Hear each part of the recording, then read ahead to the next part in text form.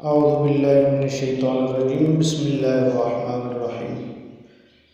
لکھنے والے لکھتے ہیں کہ پہلے زمانے میں خراسان میں ایک بادشاہ تھا جس کے عدل و انصاف کا یہ عالم تھا کہ شیر اور بکری ایک ہی کاٹ پر پانی پیتے تھے۔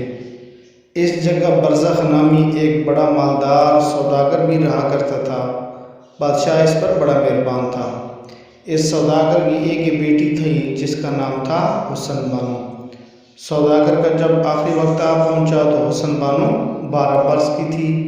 چنانچہ سوداگر نے حسن بانو کو بادشاہ کے سپرد کیا اور اب نیند سو گیا۔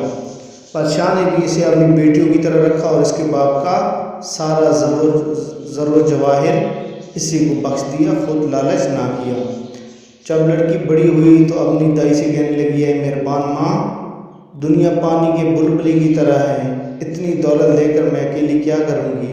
بہتر یہ کہ اس کو رائے خدا میں لٹا دوں اور خود شادی بیاہ بھی نہ کروں بلکہ یاد الہی میں مشغول رہوں۔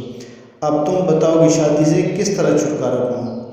دائی نے بلائیں لے کر کہا کہ اے جان مدر، تو ان 7 سوالوں کو لکھ کر اپنے دروازے پر لٹکا دے اور یہ کہہ کہ جو میرے 7 سوال پورے کرے گا میں اس کو قبول کروں گی۔ وہ 7 سوال یہ ہیں۔ پہلا سوال یہ ہے کہ ایک بار دیکھا ہے، دوسری بار کی حوث ہے۔ دوسرا سوال یہ ہے کہ نیکی کر دریا میں ڈال۔ تیسرا سوال یہ ہے کہ بدی کسی سے نہ کر، اگر کرے گا تو وہی پائے گا۔ چوتھا سوال یہ ہے کہ سچ کہنے والے کے آگے ہمیشہ راحت ہے۔ پانچواں سوال یہ ہے کہ کوئی ندا کی خبر لا۔ چھٹا سوال یہ ہے کہ وہ موتی جو مرغابی کے انڈے کے برابر موجود ہیں اس کی جوڑی پیدا کرے۔ ساتواں سوال یہ ہے کہ حمام باد گرد کی خبر لائے۔ حسن بانو کو یہ مشورہ پسند آیا اور سوچنے لگی کہ ایسا کون ہوگا جو ان سوالوں کا جواب لائے گا۔ انہی خیالات میں غلطاں پہ جاں وہ 8 پیر نماز روزے میں مشغول رہنے لگی۔ ایک دن اپنے کوٹھے پر بیٹھی بازار کا تماشا دیکھ رہی تھی کہ اتنے میں ایک فقیر نہایت بزرگ صورت 40 خادموں کو لیے اس طرف اس دا سے گزرا کہ پاؤں بھی زمین پر نہ رکھتا تھا۔ اس کے وہی خادم سونے کی اینٹیں قدم تلے رکھتے جاتے تھے اور وہ ان پر پیر رکھتا ہوا چلا جاتا تھا۔ یہ دیکھ کر حسن بانو اپنی دائی سے کہنے لگی کہ اے اماں جان، یہ فقیر بڑا صاحب کمال معلوم ہوتا ہے۔ دائی نے کہا، اماں دواری، یہ بادشاہ کا پیر ہے۔ بادشاہ مہینے میں 2-4 بار اس کے پاس جاتا ہے اور یہ بھی کبھی کبھی بادشاہ کے پاس آتا ہے۔ اس پر حسن بانو بولی، اگر تم اجازت ہو تو اس درویش کو گھڑی 2 گھڑی کے لیے اپنے گھر آنے کی زحمت دوں۔ دائی نے کہا، اس میں کیا پوچھنا ہے، مثل مشہور ہے، آنکھوں سکھ کلیجے ٹھنڈک۔ الغرض دوسرے دن وہ فقیر اپنے 40 فقیروں کے ساتھ حسن بانو کے گھر آ پہنچا۔ حسن بانو نے دروازے سے لے کر نشست گاہ تک پھولوں کا فرش پہلے ہی سے بچھوا رکھا تھا۔ وہ اس کو رونتا ہوا مسند شانہ پر آ بیٹھا۔ خواجہ سرا زر و جواہر کی کشتیاں اس کے آگے لے آئے۔ اس نے کچھ قبول نہ کیا، پھر بہت سے خواں شیرین اور میوے لے کے آئے اور سونے چاندی کے برتنوں میں قسم قسم کے کھانے رکھ کر اس کے ہاتھ دھلوائے اور عرض کرنے لگے کہ ہماری بی بی کی التجا ہے کہ آپ کچھ تناول فرمائیں۔ یہ سن کر وہ مکار کھانا کھانے لگا اور سونے چاندی کے اسباب کو بھانگنے لگا۔ وہ ہارنے والے کے ساتھ یہ سوچتا رہا کہ آج ہی رات یہ تمام قیمتی سامان اپنے گھر لے جاؤں گا۔ کھانے کے بعد جڑاؤ عطردان لایا گیا۔ اس نے عطر اپنی داڑھی اور پوشاک میں ملا اور حسن بانو کو دعائیں دے کر چلا گیا۔ اتنے میں رات ہو گئی۔ حسن بانو کے گھر کے کام کاج میں اتنے تھک گئے تھے، جتنے بھی ملازم نوکر تھے، کہ بے اختیار پاؤں پھیلا کر سب سو رہے، نہ دروازے بند کیے نہ اسباب و جواہر کو ٹھکانے رکھا۔ بعد دوپہر رات کے وہ ڈکیت اپنی 40 چوروں کے ساتھ اس کی حویلی پر آ پڑا اور تمام زر و جواہر غارت کرنے لگا۔ اس عرصے میں جو لوگ جاگ اٹھے وہ ان ظالموں کو ہاتھوں زخمی ہوئی اور کچھ مارے گئے۔ حسن بانو اپنے کوٹھے کی کھڑکی سے جھانک جھانک کر دیکھتی تھی اور ان کو پہچان کر افسوس کرتی تھی کہ یہ بوا تو وہی فقیر ہیں۔ الغرض رات جوں توں کٹی، صبح کو مردوں اور زخمیوں لے کر بادشاہ کے پاس فریادی ہوئی۔ بادشاہ سے اس نے کہا، کل لونڈی نے اس فقیر کی مہمانی کی تھی، سو اس نے دوپہر رات کے 40 چوروں کے ساتھ آ کر مجھ غریب کا کارکن لیا، 10-20 کو زخمی کیا، 2-4 کو مار ڈالا اور 11-12 لاکھ روپے کا زر و جواہر اور نقد و اسباب لے کر رفو چکر ہو گیا۔ خدا اس کا منہ کالا کرے کہ اس نے اس قدر ظلم و ستم کیا۔ یہ سنتے ہی بادشاہ غصہ ہو گیا اور بولا، نادان، تجھے کچھ شعور بھی ہے؟ جو ایسے ولی پر تہمت لگاتی ہے وہ تو تمام جہانوں کی چیزوں سے نفرت کرتا ہے۔ حسن بانو نے پھر عرض کی کہ اے حضرت، ایسے کافر کو ولی نہ کہیے، یہ تو شیطان سے بھی زیادہ ہے۔ یہ سن کر بادشاہ اور بھی برہم ہو گیا اور بولا، ارے کوئی ہے اس بدبخت لڑکی کو میرے سامنے سنسار کرے۔ بادشاہ کا یہ حکم کرنا تھا کہ جلاد اور وزیروں نے حسن بانو کو شہر بدر کر دیا اور شہر سے نکال دیا۔ حسن بانو شہر بشہر پٹکتی رہی۔ اسی طرح کرتے کرتے کافی ٹائم گزر گیا۔ اب حسن بانو جوانی کی دہلیز پر قدم رکھ چکی تھی۔ ایک دن حسن بانو اپنا بیش بدل کر اپنے اسی شہر واپس آ گئی اور بادشاہ سلامت کی حضور آداب بجا لایا۔ بادشاہ نے اس کو نہ پہچانا۔ اس نے بادشاہ کو بہت زیادہ زر و جواہرات دیے اور بادشاہ کے دربار میں اپنا ایک خاص مقام بنا لیا اور انہوں نے حسن بانو کو شہر بدر کر دیا، شہر سے نکال دیا۔ اسی طرح حسن بانو شہر سے لے کر اپنی دائی کو لے کر ایک جنگل میں چلی گئی۔ جنگل میں رو رو کر اپنی دائی سے کہتی تھی کہ نہ جانے ایسی کیا خطا ہوئی جو میں اس عذاب میں آ پڑی۔ وہ اس کو گلے لگا کر یوں دلاسا دیتی تھی کہ بیبی صبر کر، اگر اللہ فضل کرے گا تو سب ٹھیک ہو جائے گا۔ اسی طرح روتی دھوتی ایک دوسرے جنگل میں جا پہنچی اور ایک درخت کے سائے میں جا بیٹھی تو 4 دن کی بھوکی پیاسی تو تھی ہی، بے اختیار نیند آ گئی۔ خواب میں کیا دیکھتے ہیں کہ ایک بزرگ سفید لباس پہنے عصائے سبز لیے کھڑے ہیں اور کہہ رہے ہیں کہ اے بیٹی غم نہ کر، وہ رب کریم ساز ہیں۔ اس درخت کے نیچے 7 بادشاہوں کی دولت گڑی ہے، اللہ نے یہ تیرے لیے ہی چھپا رکھی ہیں۔ آپ اٹھ اور اس خزانے کو اپنے کام میں لا۔ دل کو اللہ کی یاد میں لگا۔ حسن بانو نے کہا کہ میں ایک عورت ناتواں زمین کیوں کر کھودوں گی؟ بزرگ نے کہا تو ایک لکڑی سے ذرا کھود اور اللہ کی قدرت دیکھ کہ وہ مشکل کو کیسے آسان کرتا ہے۔ یہ سن کر حسن بانو چونک اٹھی اور دائی سے حقیقت کہنے لگی۔ آخرکار اس نے اور اس کی دائی نے جب اس درخت کی جڑیں ایک لکڑی سے کھود دی تو 7 کنویں اشرفیوں سے بھرے ہوئے اور 100 صندوق جواہر سے لبالب اس موتی کے جو مرغابی کے انڈے کے برابر تھا دکھائی دیے۔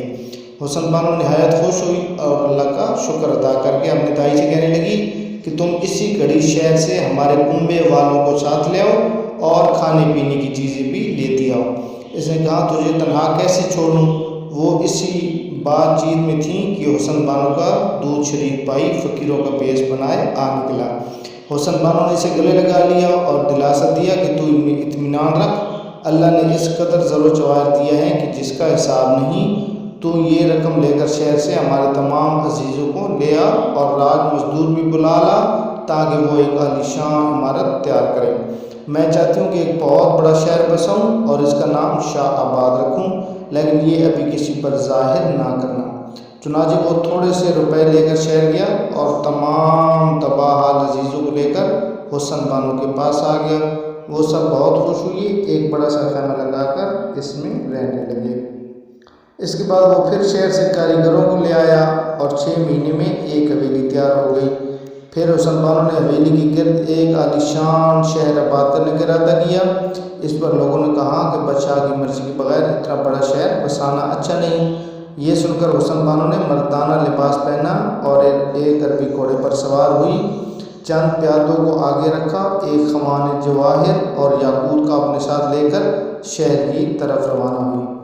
بادشاہ کو خبر ہوئی کہ ایک سوداگر بچہ حضور کی قدم بوسی کے لیے آیا ہے۔ بادشاہ نے اجازت دی تو وہ حاضر ہو کر رداء بجا لائی اور نظر کے خواب پیش کر کے امیددار مہربانی کی ہوئی۔ بادشاہ نے خوش ہو کر پوچھا کہ تم کس شہر کے رہنے والے ہو اور اس کا کس کام کو آئے ہو؟ تمہارا نام کیا ہے؟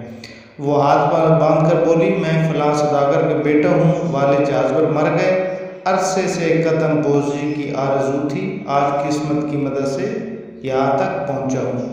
اب باقی عمر حضور کے سامنے بسر کرنا چاہتا ہوں، لہٰذا اگر حکم ہو تو فلاں جنگل میں ایک شہر آباد کر کے نام اس کا شاہ آباد رکھوں۔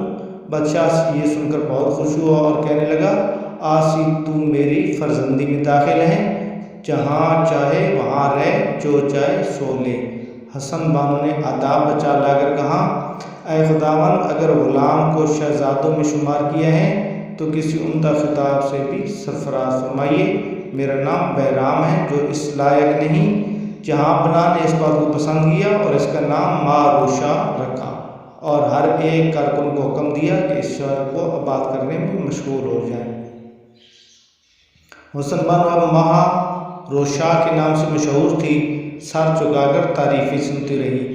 جب رخصت ہونے لگی تو ماروشا نے اس فقیر سے کہا کہ اگر پیر و مرشد اس کم تر کے گھر میں قدم رنجہ فرمائے تو عین نوازش ہوگی۔ حسن بانو مہینے میں 2-3 بار بادشاہ کو سلام کرنے آتی رہتی تھی۔ 2 برس کے بعد ایک عظیم شہر آباد کیا، نام اس کا شاہ آباد رکھا۔ ایک دن بادشاہ کو سلام کرنے جو آئی تو بادشاہ اس وقت اس درویش بزرگ صورت مگر شیطان سیرت کے یہاں جایا چاہتے تھے۔ حسن بانو کو دیکھ کر کہنے لگے کہ فرزند، آج ہم تم دونوں اس بزرگ کی خدمت میں حاضر ہوں۔ عرض کیا۔ حسن بانو بادشاہ کے ساتھ اس فقیر کے گھر گئی اور بادشاہ اس شیطان کے آگے اس کی تعریف کرنے لگا۔ حسن بانو اب ماروشا کے نام سے مشہور تھی، سر جھکا کر تعریفیں سنتی رہی۔ جب رخصت ہونے لگے تو ماروشا نے اس فقیر سے کہا کہ اگر پیر و مرشد اس کم ترین کے گھر میں قدم رنجہ فرمائے تو عین نوازش ہوگی۔ اس شیطان سیرت نے آنے کا وعدہ کر لیا۔ ماروشا نے پھر بادشاہ سے کہا کہ میری حویلی دور ہے، لہٰذا اگر برزخ سودا کر کی خالی حویلی تو 4 روز کے لیے عنایت کرے تو غلام اس ولی کی دعوت نہیں کرے۔ بادشاہ نے کہا، اے ماروشا، وہ حویلی ہم نے تجھ کو بخش دی ہے۔ حویلی مرمت طلب تھی، لہٰذا اس کو درست کیا گیا اور نہایت قیمتی سامان سے آراستہ کیا گیا۔ ماروشا پھر بادشاہ کے پاس گیا اور بولا، جہاں بنا ارادہ ہے کہ چند روز برزخ حویلی سودا کر کی حویلی میں رہوں، سلام کو بھی روز حاضر ہوا کروں، لیکن کل اپنے پیر و مرشد کی تواضع کروں۔ بادشاہ نے فرمایا، بہت بہتر۔ بادشاہ سے رخصت ہو کر حسن بانو نے ایک آدمی سے کہا کہ تو جا اس فقیر سے یہ عرض کر کہ کل اگر تشریف لے آئیں تو بڑا کرم ہوگا۔ فقیر نے دعوت قبول کی اور صبح کو فقیروں کے ساتھ سونے کی اینٹوں پر پاؤں رکھتا ہوا چلا آیا۔ شہزادے نے اس کو مسند شانہ پر بٹھایا، زر و جواہر کے خواہاں پیش کیے، مگر فقیر نے قبول نہ کیے۔ پھر کئی خواہاں میوے کے منگوائے اور ایک سرخوان پچھوایا اور ہاتھ دھلا کر عرض کی کہ پیر و مرشد کچھ نوش فرمائیں۔ یہ سن کر اس نے ہاتھ بڑھایا، مگر 2-4 لقمے کھا کر کہا کہ بس، فقیروں کو پیٹ بھر کر کھانا اچھا نہیں، عبادت نہ کر سکیں گے۔ مگر فقیر اپنے دل میں کہتا تھا کہ سب اسباب اپنا ہی ہیں۔ پھر ایک مرثا عطردان رکھا، اس نے عطر ملا اور گھڑی 2 گھڑی کے بعد وہاں سے رخصت ہوا۔ فقیر اپنے گھر آ کر چوروں سے کہنے لگا کہ آج ہی رات تمام اسباب چرا کر اپنے گھر لیں۔ جب رات ہو گئی تو اس نے چوروں کے کپڑے پہنے اور انہیں 40 چوروں کو لے کر اس حویلی کی طرف چلا۔ ماروشا نے تمام اسباب اسی طرح رہنے دیے اور اپنے آدمی کو کہہ دیا تھا کہ مستعد بیٹھے رہیں، اور ایک رکا شہر کے کوتوال کو لے کے بھیجا کہ آج کی رات ڈاکہ پڑنے کی خبر ہے، تم کچھ آدمی کو لے کر جلدی آؤ اور کونے میں چھپ کر بیٹھے رہو۔ جس وقت حویلی سے شور و غول کی آواز بلند ہو، اسی گھڑی تم آ جانا اور چوروں کو باندھ لینا۔ چنانچہ کوتوال 200 پیادوں کے ساتھ حویلی کی دائیں بائیں آ کر بیٹھ رہا کہ اتنے میں وہ فقیر اپنے چوروں کے ساتھ حویلی میں جا گھسا اور اسباب لوٹنے لگا۔ ہر ایک نے کٹڑی باندھ کر سر پر رکھ لی۔ وہ فقیر بھی مرثا طاؤس کو لے کر حویلی سے باہر نکلا۔ پیادے تو طاق میں تھے ہی، اپنی جگہ جگہ سے کودے اور ان کو باندھنے لگے۔ فوراً سب کی مشقیں کاسلی اور کٹڑیاں ان کے گلے میں ڈال دیں۔ اس قدر شور و غل ہوا کہ کوتوال خود چلا آیا۔ حسن بانو ان دشمنوں کو گرفتار دیکھ کر بہت خوش ہوئی۔ صبح کو بادشاہ تخت پر جلوہ افروز ہوئے، وزیر امیر ہاتھ باندھ کر کھڑے ہو گئے۔ اتنے میں کوتوال ان سب کو باندھے ہوئے آ پہنچا اور بولا، جہاں بنا رات برزخ سودا کر کی حویلی میں چوری ہوئی، یہ نمک خوار وہاں پہنچا اور چوروں کو محض زر و جواہر کے لیے لے آیا ہوں۔ بظاہر صورت آشنا معلوم ہوتے ہیں۔ اتنے میں ماروشا بھی آ گیا۔ بادشاہ نے سے پوچھا کہ اے فرزند، رات تمہارے ہاں چور آ گئے تھے؟ اس نے کہا جی ہاں، اگر کوتوال وقت پر نہ پہنچتا تو میں مارا جاتا۔ یہ سن کر بادشاہ نے کہا کہ چوروں کو ہمارے سامنے لاؤ۔ چور لائے گئے۔ بادشاہ ہنسا اور بولا کہ اے فرزند، یہ تو ہمارے ارزق شاہ صاحب معلوم ہوتے ہیں، انہیں اور نزدیک لاؤ۔ چنانچہ وہ آ کے آئے اور بخوبی پہچانے گئے۔ کوتوال کو حکم دیا کہ ان کی گٹھڑیاں اور کمرے کھولیں۔ جب تلاشی لے گئی تو ہر ایک کے پاس سے مال اور کمندے اور پھانسیاں نکلیں۔ ارزق کی کمر سے بھی طاؤس، مرثا اور پھانسیاں نکلیں۔ بادشاہ نے کہا کہ ان کو اپنی سولی دو تاکہ پھر کوئی ایسی دغا بازی نہ کر سکے۔ بادشاہ کی زبان ہلانے کی دیر تھی کہ جلاد نے سب کا کام تمام کر دیا۔ اس طرح حسن بانو کے وہ جو 40 چور تھے وہ اپنے انجام کو پہنچے۔ امید ہے ہماری یہ ویڈیو، یہ کہانی آپ کو پسند آئی ہوگی۔ اگر آپ نے ابھی تک ہمارے چینل کو سبسکرائب نہیں کیا تو پلیز سبسکرائب کر دیں اور بیل کے آئیکن کو دبا دیں تاکہ ہر نئی آنے والی ویڈیو اسی طرح آپ تک پہنچ